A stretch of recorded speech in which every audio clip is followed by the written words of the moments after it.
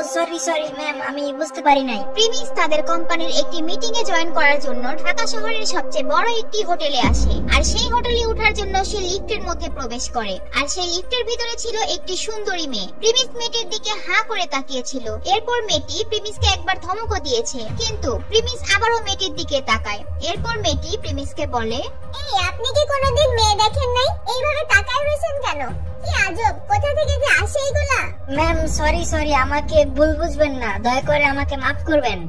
মেয়েটি অনেক সুন্দর হওয়ার কারণে প্রিমিস বারবার এই ভুলটা করে ফেলে। আর মেয়েটি প্রিমিসকে এইভাবে লজ্জা দেওয়ার পর প্রিমিসের নাকের ভেতর হালকা রক্ত চলে আসে। আর ঠিক তখনই প্রিমিসের নাকে হাঁচি আসে। প্রিমিস তার নাক আটকানোর আগেই তার নাক দিয়ে হাঁচি এসে পড়ে। আর তার নাকের মধ্যে যে একটু রক্ত ছিল সেটি ওই মেয়ের শার্টের মধ্যে গিয়ে পড়ে। আর প্রিমিস রক্তটি মোছার জন্য সাথে সাথে ভুল করে মেয়েটির কাঁধে হাত দিয়ে ফেলে। এই ছেলে, তোর সাহস তো কম বড় না, তুই আমার গায়ে হাত দাস? এই তোর বাসায় কি মা বোন নাই? তোর আজকে খবর আছে।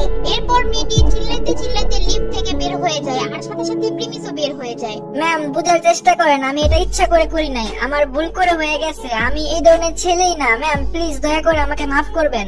ভুল করে কিভাবে হয় এটা?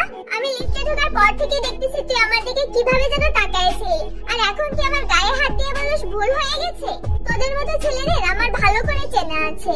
আরে ম্যাম, আমি তো আপনাকে বললাম আমার ভুল হয়ে গেছে। আমি আসলে রক্ত না মুছতে গিয়ে ভুল করে ফেলছি। এরপর সেখানে সেই হোটেলের দুজন গার্ড এসে উপস্থিত হয় এবং তারা এসে জিজ্ঞেস করে এখানে কি সমস্যা হয়েছে। আর সেই মেয়েটি বলে, এই ছেলেটি আমার সাথে ইভটিজিং করার চেষ্টা করতেছে। প্রথমে হেঁচে দিয়ে আমার শার্টের মধ্যে রক্ত লাগাইছে, তারপরে রক্ত মোছার বাহানা করে আমার গায়ে হাত দিছে। কিরে, তোর তো সাহস কম বড় না? মেয়েদের সাথে নোংরামি করতে যাস? এই তোর এই হোটেলে ঢুকতে দিয়েছে কে? আরে আপনারা আমাকে যেমন ছেলে ভাবতেছেন আমি ওইরকম না। আমি ওনার কাছে একবার মাপও চাইছি। আর আমি এটা ইচ্ছা করে করিনি। আমার নাকের ভিতর রক্ত আসে, এর জন্য একটু ইচিং হয়েছিল। দ্যাটস ওয়াই আমার হেড চয়েসা পড়ে আর আমার শার্টের মধ্যে রক্ত লেগে যায়। আর সেটা আমি তাড়াহুড়ো করে মুছতে গিয়ে ভুলবশত আমার হাত লেগে যায়। আচ্ছা, এখন একটু ইংলিশ বলে এখান থেকে বাঁচার চিন্তাও করিস না। আমি এখনই পুলিশে ফোন দেব। পুলিশ আইসা তারপর তোরে বুঝাইবো না সব। মেয়েটির এই কথা শুনে গার্ড দুজনের কান খাড়া হয়ে যায়। আর তারা দেখতেছিল মেয়েটি অনেক রেগে গিয়েছে। তবে মেয়েটির রাগার অবশ্যই কারণ ছিল, কিন্তু তাদের ভয় ছিল একটি কারণে, যদি তাদের হোটেলে পুলিশ আসে তাহলে তাদের হোটেলের বদনাম হবে। তাই সেখানে থাকা একজন গার্ড সাথে সাথে বলে, আরে ম্যাডাম, এই ছাপড়ি পকেট মার রাস্তার পোলাপানের জন্য আপনি পুলিশ কেন ফোন দিবেন? আমরা দুজনই তো আছি, দুইটা কানের নিচে দিয়ে দেই তাহলে ঠিক হয়ে যাইব। না, আপনাদের কিছু করা লাগবে না। আমি পুলিশে ফোন দিতাছি, পুলিশ আইসা যা করার করবে। আপনারা শুধু ওকে ধরে রাখেন পুলিশ না আসা পর্যন্ত। আরে ম্যাডাম, পুলিশে ডাকার কি দরকার? পুলিশ যতখানি মার দিব তার চেয়ে ভালো মায়ের আমরা ওরে দিতে পারবো। আমাদের মার খাইলে ওর শিক্ষা হয়ে যাবো। এরপর তারা প্রিমিসকে আরো কঠিন কঠিন কথা বলা শুরু করে। আর যখন প্রিমিস বুঝতে পারে গার্ডগুলো তাকে মারতে আসবে, তখনই প্রিমিস বলে, না অনেক হইছে, আমি এতক্ষণ ধরে অনেক কথা সহ্য করছি। এইবার আমি পুলিশে ফোন দিব। পুলিশ আইসা যা করার করবে। দরকার পড়লে এই মামলা কোর্ট পর্যন্ত যাবে। আর আপনারা দুজন যদি এরপর আমার সাথে খারাপ ব্যবহার করতে আসেন বা আমার গায়ে হাত দেওয়ার চেষ্টা করেন, তাহলে আমি আপনাদের নামে মামলা করে দিব। আপনাদের দুজনকে জেলেও যেতে হইতে পারে। প্রিমিসের এই কথা শোনার পর তো গার্ড দুজনের মাথার হুঁশি উড়ে যায়। প্রিমিসের মতো একটা ছেলের মুখে থেকে এই কথা শোনার পর তারা দুজন ভয় পেয়ে যায়। আর এইদিকে প্রিমিস আর সেই মেয়েটির রাগ তো কমছেই না। এরপর তারা কি করবে বুঝে উঠতে পারে না। তাই হোটেলের ম্যানেজারকে ফোন দেওয়ার কথা চিন্তা করে। আর ওই সময় মেয়েটির ফোনে একটি কল আসে। হ্যালো স্যার, আমি আসতেছি। আমি খুব কাছাকাছি আছি স্যার। একটু ঝামেলা হয়ে গেছে লিফটের মধ্যে, তাই আসতে দেরি হইতেছে। আমি এখনই আসতেছি স্যার। মেয়েটিকে তার বস ফোন দিয়েছিল, কারণ সেও একটি মিটিং এর মধ্যে জয়েন করবে। আর তাই তাকে তার বস ফোন দিয়েছে। এরপর মেয়েটি প্রিমিসকে বলে, আজকে আমার মিটিং তোমারে বাঁচায় দিল, কিন্তু চিন্তা করিস না, আমি মিটিং থেকে বাইর হইয়া দেখামু তোরে আমি কে।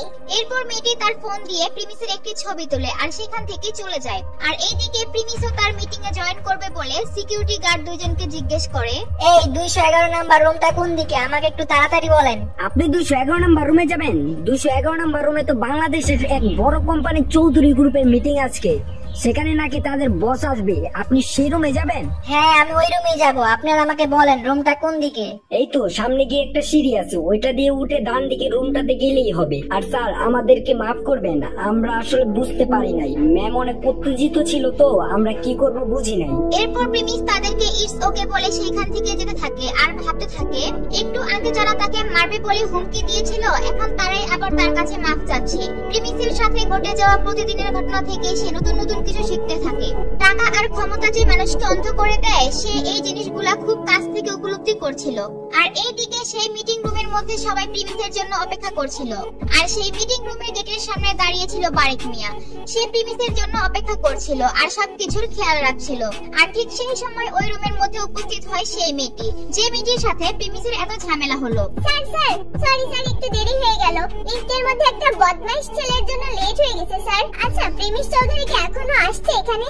যেই প্রিমিসের সাথে লিফটের মধ্যে এত ঝামেলা করলো, এত অপমান করলো, সেই প্রিমিসের পরিচয় যখন মেয়েটি পাবে, তখন সে জানতে পারবে প্রিমিস চৌধুরী তার বসেরও বস।